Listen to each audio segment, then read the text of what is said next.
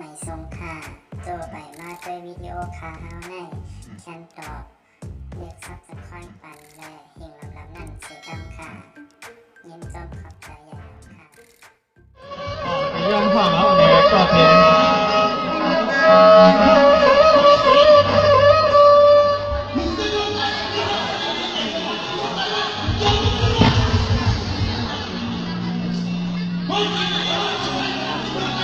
เอาค่ะทำเลยนะคือทำเลยครับทำเลยครับเป็นของเขาก็เป็นน้องได้เยียนเบี้ยงกินดีกว่าเดี๋ยวทำมาต่อตั้งลูกค้าได้ทำถูกเบี้ยงเบี้ยงข้างในสองเกิดตันเลยพี่น้องขาทั้งเลยร่างเพื่อนมุงว่างไปก่อนเสียข้างหา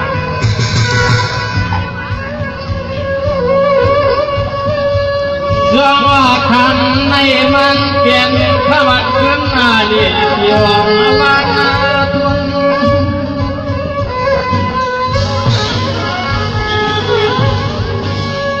มันปอดทงอาบางอามันบางอาคุณกันในเฮาก็ปล่อยวันกันมาเที่ยวเจียงหน่อยล้างเพียงเชื่อดวงหน้ามวลในจิตอกมุ่งหน้าใจ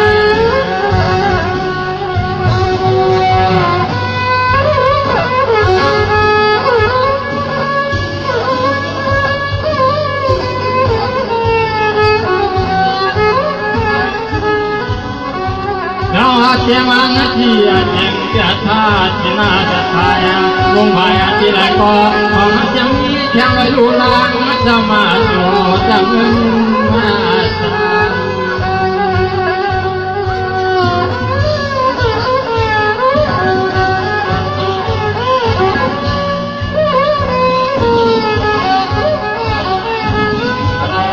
อาณาในเฮาก็เจ้าวันเอาก็เพียงน้องยิ่งสามคนหลังเดินมาปนาทุ่งเมืองไปเอาข้าวเดือ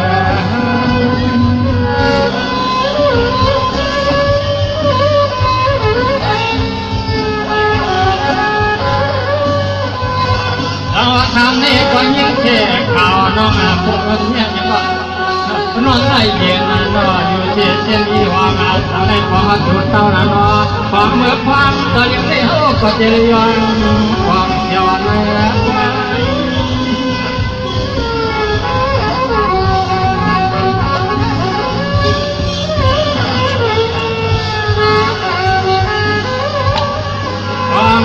ตาเดียวในจริงนั่งกันนามีที่ไรก็ทำนั่งกันยุคกินอย่างจำเย้าใจมาเจียงควันคำเปิดวานอยู่ยิงก็นอกตัวมา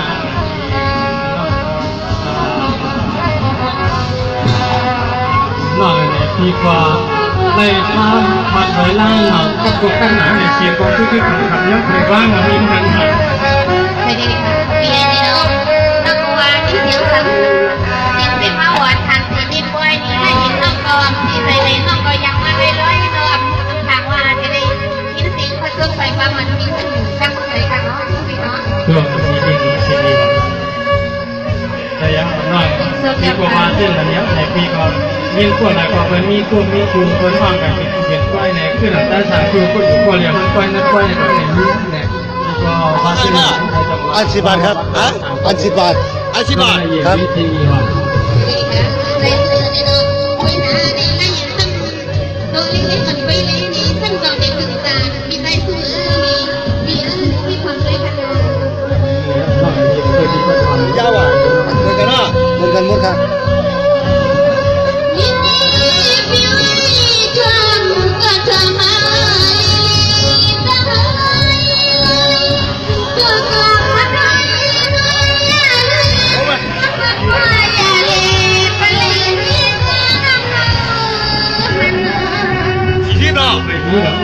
ที่ตัวมากกว่าเดิม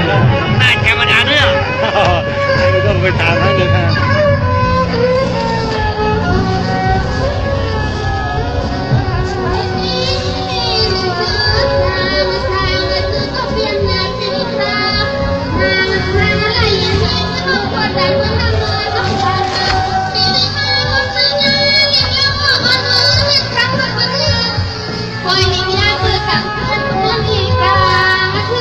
เหมือนกันเยอะมากมีเจียวหาเหมือนกันครับเขาเรียกว่ามีเจียวหา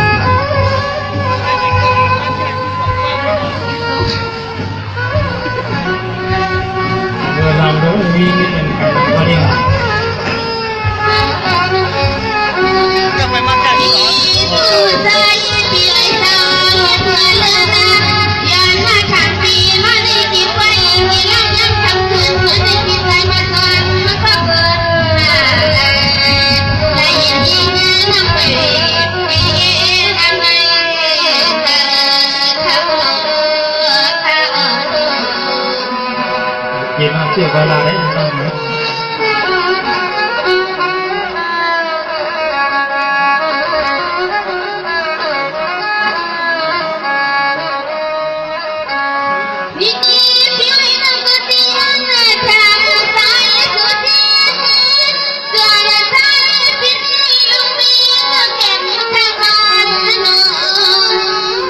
ไปยุ่งน้องถ้าว่ามีเราปีก่อนเลยมาทุกอยู่ในทุกฝังไว้ในบ้านนะ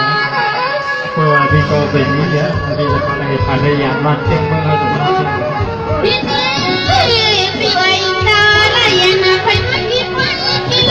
พอนอนที่บ้านค่ะ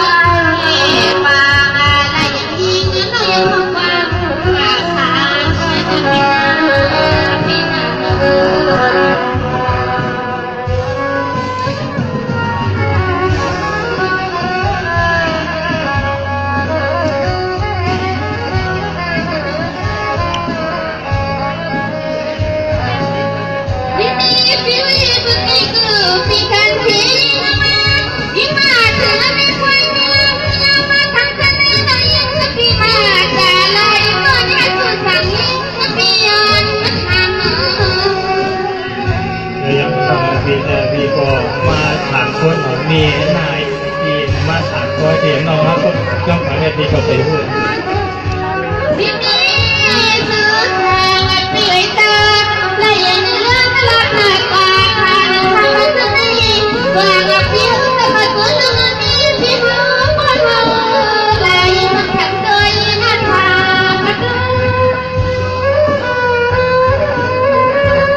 มีส่วนแล้วก็ได้หามีปัญหา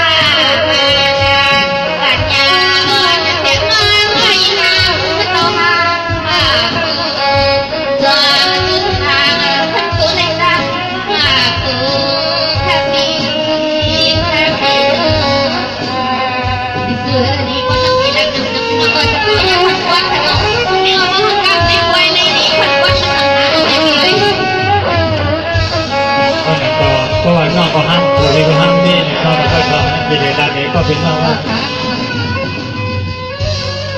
เชื่อว่าน้องเอ๋ยเพราะว่าน้องชูก็ห้ามผู้ตอนสุที่ก็เสียห้ามที่ตาว่าหนักที่นี่เมื่อคุณเฮาอ่านกันมันไปเสียดังยิ่งเมื่อทางเก่งไม่เห็นทางหัว ได้ยินได้คิดอาจจะมีผัวค่ะเราเข้าไปเลย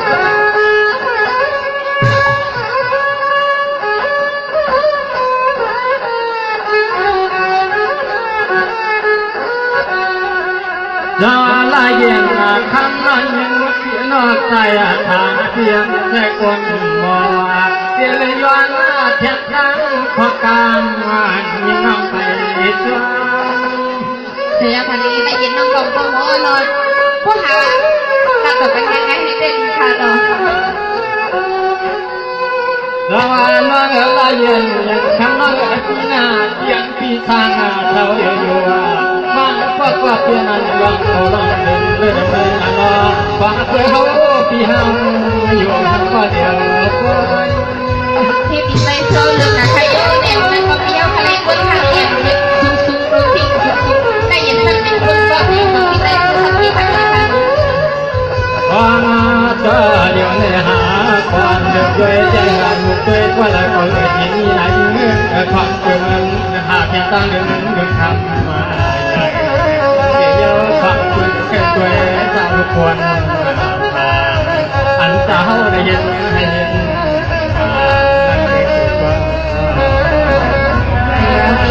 ได้ยินแค่ดังก็โมเห็นตาโมเห็นผู้เดียวอะไร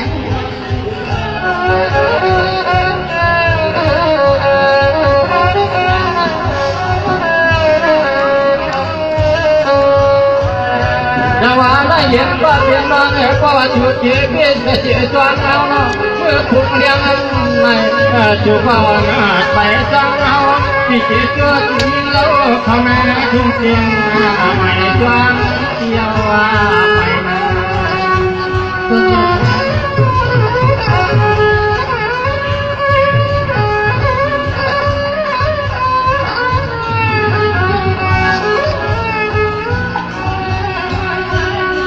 ได้เย็นทำน้องเตียทองให้โยชาเมืองไกล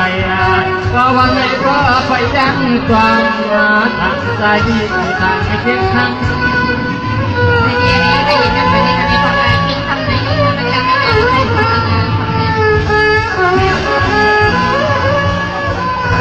เมื่อนาที่เขาทางเท่ารับเดินเที่ยวปันทางใหญ่จะเลือกความเหมือนนั้นความเป็นมันเลยอยู่อย่าตายที่ตลาดแต่มันแรงทางใจความทุกข์เงิน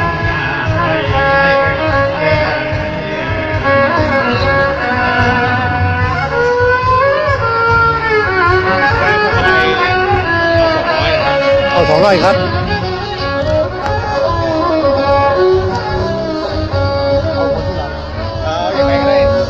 เราเรื่องที่ก่อนก็เราเข้ามันหนักเดียวว่าเพื่อพี่น้องเขาคนนี้อยู่นั่นสร้างก่อนัวเมาก็เลยปวดหัวจิตเศร้าก็จวนที่ใจทุกอย่างไปไม่ดีค่ะไม่ดีค่ะไม่ดีไม่ยินก็เป็นทางว่าก็ได้ทางพวกใครเยอะเนาะทำไมทำแต่คนก็ไม่เป็นไม่ดีก็ทางคนเกินใช่ไหมมาเย็นเย็นทำน้าที่ย่างฟังไปยังจอมสังกัดอีกเจ้า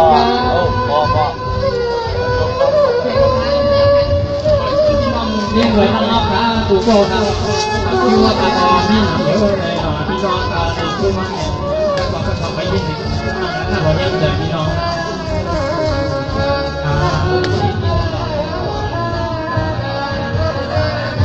เอาไปเพื่อนค้าเปิดค้าเลยส่งมา